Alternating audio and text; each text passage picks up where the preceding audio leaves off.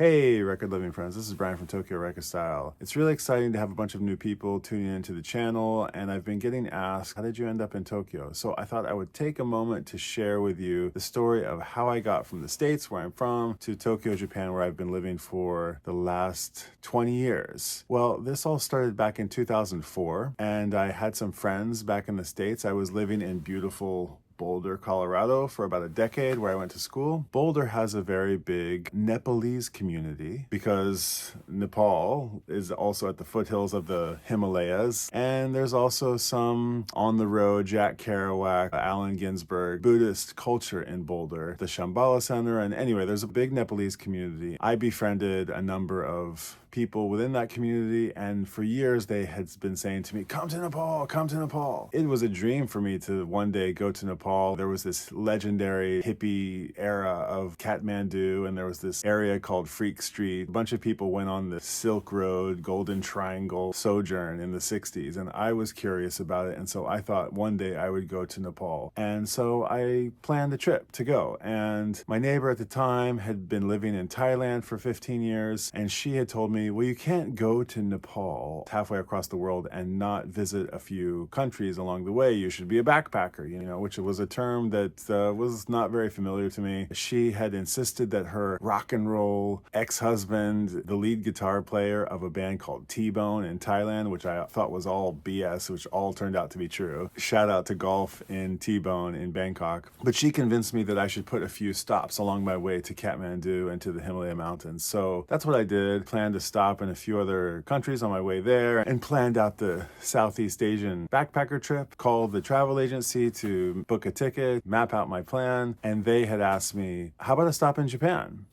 Would I be flying through Japan? And they said, yeah, for $100 extra, you can stay for 10 days or something in Japan. And I thought, okay, well, let me look into that and get back to you. I asked everybody I knew if they had been to Japan, or if they knew anybody who had been to Japan, or if they knew anything about Japan. And at that time, not that many people had been here. In fact, very, very few people I knew had ever been to Japan. It was a mythical kind of place, super futuristic, super expensive, and it was not a place generally that people went. People from the States went to Europe, sometimes South America, but Japan was not on the spots of places to easily go, which piqued my curiosity a little bit more. So I found a friend of a friend of a friend who had a friend who lived here, and I kind of got in touch, and they said, come on. And so next thing I know, Japan was on my itinerary. I got really excited about it, and Nepal and India and Thailand and some of the other places I had planned to visit, still really excited about them, but Japan kind of became the focus of my interest. I just suddenly got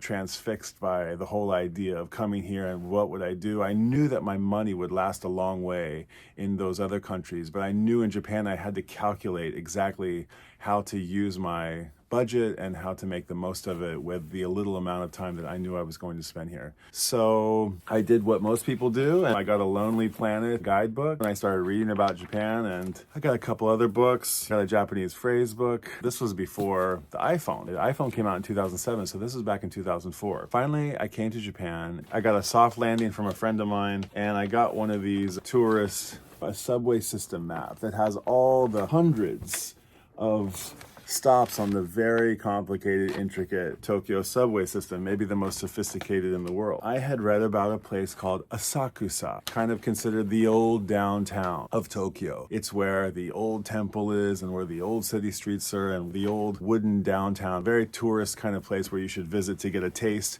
of the old downtown. On this little tiny map, I looked all over for this town called Asakusa. Finally, I pinpointed it here, and I ended up going there, and I walked into this big, busy, commerce-filled entertainment district, looked with tall skyscrapers and looking for something traditional, and didn't quite find it. I stopped a Western guy I saw on the street, and I said, hey, I'm looking for old downtown, traditional temples and old wooden Japanese buildings, a tourist attraction. He said, in this town? And I said, yeah, this is Asakusa. correct? And he said, no, this is Akasaka. Oh no, I've gone to the wrong place. My dyslexia has pointed me in the wrong direction. I read it on the map. Asakusa and Akasaka are a little similar in alphabet letters. I'd gone to the wrong place. By that time, it was 5 in the afternoon. So rather than spend my time to navigate my way to Asakusa, I thought I would just consider it a happy accident and explore the area of Akasaka, which I found was adjacent to a place called Azabu. At that time of the summer, there was a very, very big festival called Azabu Juban Matsuri. And I went to Azabu Juban Matsuri and I came upon this insanely crowded festival where they were carrying the portable shrine, the omikoshi, and people wearing sumo-style fundoshi, and people selling food and street fare on the busy Shotengai. It was really overwhelming and exciting. I was moving like a sardine through the crowd, and it kind of lost its allure after I had been standing in this crowd for quite a long time. And so I decided to sit down on the side of the street, and I sparked up a conversation with a couple of people who looked a little bit like me. They were my same age. They were wearing some raggedy jeans, ball caps, or whatever it was. We were sort of trading, where are you from? What are you guys doing? How's the festival? And so on. We ended up on the topic of motorcycles. And I had explained that I had motorcycles back in the States. They asked me if I had a license. And I said, yeah. Can you drive in Japan? I said, yeah, actually, I got an international license and I got the motorcycle endorsement. I don't know why, but I did. And they said, so can you ride a motorcycle? And I said, yeah. And they said, do you want to go riding motorcycles with us tonight? Yeah. And they said, well, he's got an extra motorcycle and she can ride on the back of his bike. We can do a little musical chairs here and you can ride another one of our bikes. Oh my God, okay. We walked over to where their bikes were parked. 3 beautiful matte black cafe racer style GBs and SRs and cool, pretty awesome Japanese motorcycles that were all customed out. Pretty low key, but very, very cool and loud. And so next thing I knew, I was on a motorcycle on the streets of Azabu and Roppongi, Minato and Shinagawa and Shinjuku and Shibuya, blasting through traffic with these 2 other guys on motorcycles. Tokyo Towers flying past me, 246 highway, the Shoto, the neon lights of Shibuya and Shinjuku, and going through tunnels and tika, and I just had the wind in my face, and it was pure bliss. Coming from beautiful Colorado, it was a stark contrast, and I had spent a decade in Colorado, and in that moment I said to myself, like, I want to do this every day. I want to be riding on a motorcycle in this crazy city, going down these zigzaggy roads and just having a blast, zipping in and out of this sort of video game world. It was really exciting.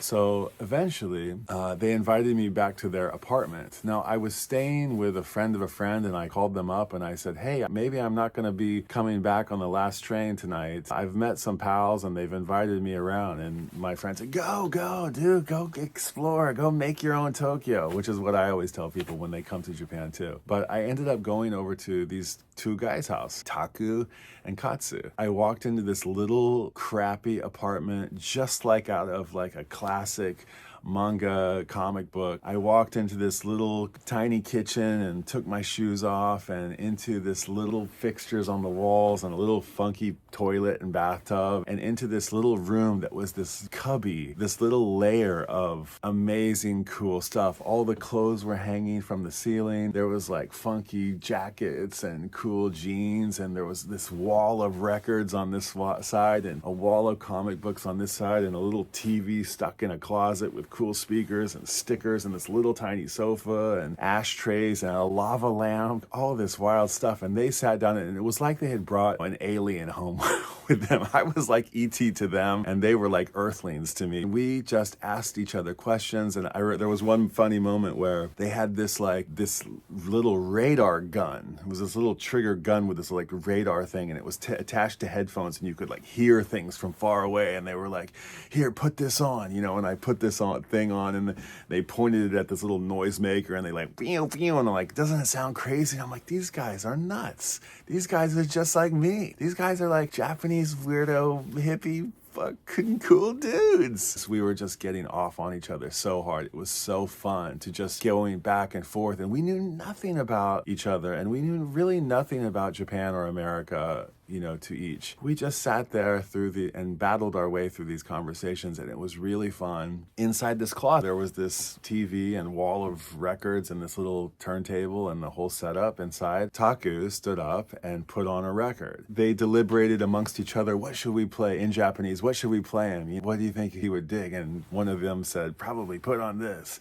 And so he put that on. I didn't really pay much attention to it, but about the second song, we were in mid-conversation and some exciting, enthusiastic moment where we were just like exchanging culture and communication. I heard this music coming from the speakers, and I said, stop.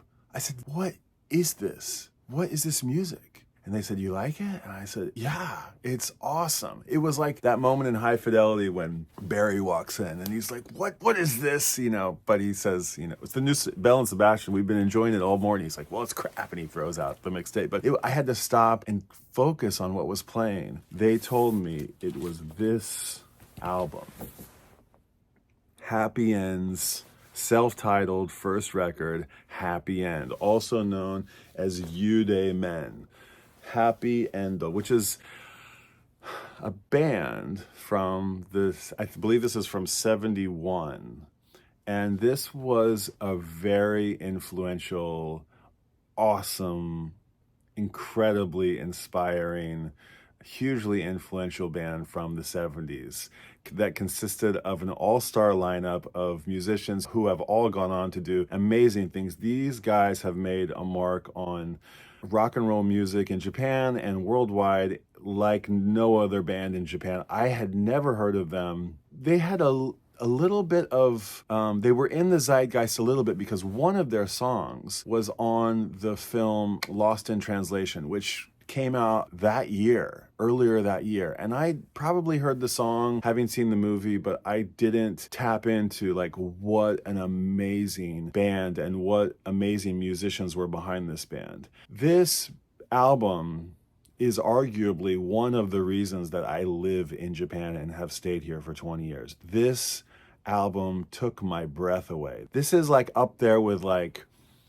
Abbey Road or Let It Be or, Sgt. Pepper's. This album, I mean, that's bold, but I can't overstate how excellent this record is. If you have never heard this record, that is criminal. You need to go out and get this record or listen to it and stream it ASAP. This is one of the, I promise you, I guarantee you, money back guarantee, this is one of the best records you have ever heard. It is chock full of grooves and ripping tones and just rad licks and just so soulful and groovy and cool, and it just blew my mind. And I thought, oh my God, what have I stumbled into? I have to be careful here because there's going to be some Japanese music aficionados who outrank me and, who have spent far less time here, or I've had the opportunity to learn all of these musicians and all of their works, and, somebody's going to laugh at me for not, knowing everybody. But this band was formed by Takashi Matsumoto, who played drums, and Haruomi Hosono, who is a bass player. Hosono and Takashi Matsumoto, I always call him Takashi. Takashi went on to write 2,000 some odd songs. He's a lyricist and a drummer. He's still living, and he, really pioneered Japanese songwriting. All of the songs on this record, or nearly all of them, the back is so cool. It's got all the different members. I'll get to them here in a second. But Matsumoto and Hosono, Matsumoto and Otaki, Matsumoto and Shigeru Suzuki didn't write any of the songs, but he's written as the, I think, the primary lyricist on all the records. And Buffalo Springfield is also sometimes mentioned along with this band. They recorded later in their career with Lil George of Little Feat, and they also were hugely influenced by the Grateful Dead. And they also sound a bit like Neil Young. So you can get a sense of what it sounds like. It sounds like Japanese 60s music. Or let me mention the rest of the members. Shigeru Suzuki, who is I believe plays lead guitar, who is just absolutely supremely cool. Also, Haruomi Hosono, who I mentioned, who played bass. I have so few of his records, ashamedly. But one of his famous records is called Paraiso. This is a record that I think is part of like kind of a trilogy of something that came next. There he is down there there he is, Hosono. And Hosono is, you may know him as Harry Hosono, Haruomi Hosono. I hear a lot of people kind of mispronounce his name, Haruomi Hosono. And then finally Eiichi Otaki, who sadly passed away maybe about 10 years ago, who famously is the most well-known, the most commercial of the artists afterwards. I mean, Hosono is hugely influential, but Otaki Eiichi sold a lot of records. Eiichi Otaki. His first name is Eiichi and his last name is Otaki. And he has this brand that somebody will be able to explain a lot. Somebody will be able to explain a lot in the comments called Niagara. And they just developed this incredible brand recognition and they made a name for themselves. And so Happy End put out 4 albums before they imploded. Well, I say imploded. I think it was a happy departure for all, or a bittersweet departure, but I think all on good terms. Their first album, as I said, is Udemen, or self-titled Happy End. Then their second album, which I pathetically don't have, is Kazemachi Roman, which has that song Kaze o Atsumete. Kaze o Atsumete, really groovy tune. Kazemachi Roman is better known than their self-titled record, but their self-titled record really blows it out of the water. This one rips. Kazemachi Roman is a little bit more accessible and commercial, but they're both excellent. Then they went to America to record their third album with Lowell George, and the Meters, I think, helped record this. And this one is also called Happy End, but it's in English, Happy End. What's kind of peculiar is that Happy End is written in the Japanese phonetic alphabet, hiragana. It should be written in katakana because it's using loan words, but they've interestingly written it in the other, in my opinion, more beautiful phonetic alphabet, which is just sort of clever and kind of cool. And then they did go on to write it in English in alphabet letters, Happy End. And this one was a little bit of a struggle, I'm told. I heard they had a hard time in the studio. They were a bit disillusioned about their America. The final song on here, I think, is Sayonara America, Sayonara Nippon. And it's a really kind of bittersweet song about we don't really belong in Japan and we don't really belong in America either. Now, I didn't mention what is kind of important about Happy End is that there was this big debate, apparently, in music world about whether rock and roll music in Japan should be sung in English or in Japanese. And there was this like conference or something, or some movement where up until the late 60s, all of Japanese music, eleki and kayo kyoku, they were these songs that were sung in English, and a lot of people believed that Japanese Western music wouldn't take footing in Western music recognition if it was sung in Japanese. And these guys, Happy End, sort of rebelled against that, and they thought that they should sing in Japanese. They wanted to be original, and they didn't care if they should sing in English or in Japanese, and they thought if they wanted to make something original, then they should do it in their own language. And it was controversial. I don't really understand why exactly it was controversial, but it was a big deal that they sung these songs in Japanese. I don't know what they are singing in the songs, but you can get a vibe from listening to the songs, and you can pick up some words and some phrases if you know a little bit of Japanese. You can tell the lyrics are so nuanced and beautiful. You can hear sort of hidden words and nuances. They're really beautiful songs, and I don't think you really need to know Japanese to be able to appreciate these bands. So as I said, this record is their last release, released after they broke up. I think it was released in '73. They were going to go off and do other things. Following that year, they got back together once. They were kind of like all on good terms, and they played this live concert, which is from September 21st, and a live Happy End record. Another cool kind of one. I think this one is like, I forget, yeah, this is the one that opens up this way, and it's got kind of a cool iconic jacket. Now, they all went on to do amazing projects, and there were tributes along the way, and they played on everybody's records, and they were kind of a sessions band of brothers, sort of like a George Harrison and co. Bob Dylan, Leon Russell, the band. It was a circle of people that they all played with. Hosono and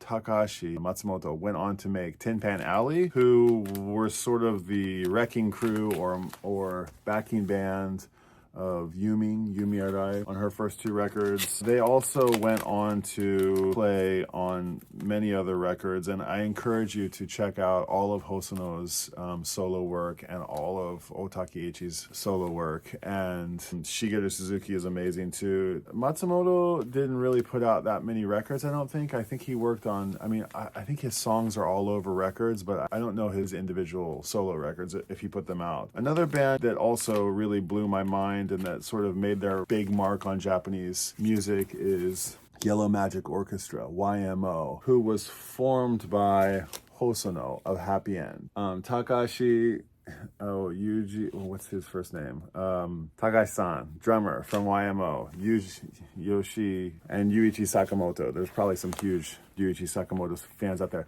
Yuichi Sakamoto, Yukihiro Takahashi, we lost him last year. Very sad to see him go. What's crazy about YMO is that they played in the States, they toured in the States, they kind of are pioneers of electronic music. They are probably the biggest successor of Happy End. There were other bands before Happy End that consisted of some of these guys. April Fool is one. I think there's another one called Burns. But Hosono has been part of the tree root system of both the roots and all the branches that have come out afterwards. They are just one of the greatest, I think the greatest band in Japanese history. There's a big Tatsuro Yamashita revival right now, but this is the one I think everybody should be really paying attention to. These guys, legends. And they went on to just keep me here, keep me in Japan, and keep me digging deeper.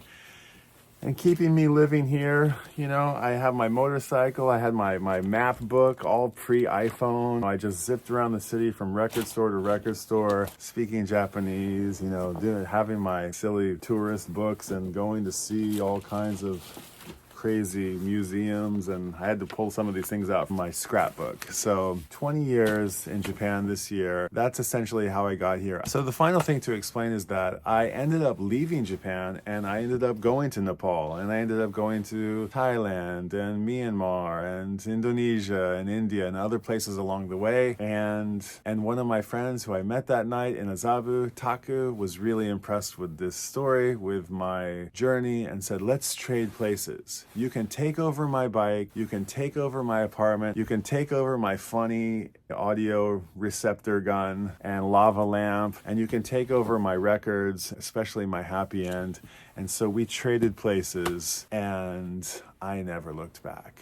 So that has been my story. I walked into an amazing, cool group of friends, a bunch of weirdo, hippie, hipster people, got a motorcycle and got an apartment and got a record collection. Eventually got a wife and family and kids and house 20 years later. So there you go. That's my story, how I got to Japan. Thanks for coming along and letting me share that, give you a little bit more background about Tokyo Record Style. I've been working here as a photographer for the last 20 years. I do lots of other creative projects, volunteer works. I have a full-time gig working in the creative field with some really amazing people. And yeah, I'd love to meet you. If you ever come to Tokyo, I know it's a place where people come and visit. And I'd love to give you a tour of Japan. I'd love to be your lifeline to Japan. And if you want to know more about record culture or record shops or camera stuff or anything about Japan, you're welcome to reach out to me. I'd love to meet you when you come. I'd love to add you to the Tokyo Record Style collection. If you don't know about Tokyo Record Style, go check me out on Instagram at Tokyo Record Style or on my website at tokyo.record.style. So thank you again. Please like, share, and subscribe. I appreciate you sticking around. And until next time, I'll see you at the record store.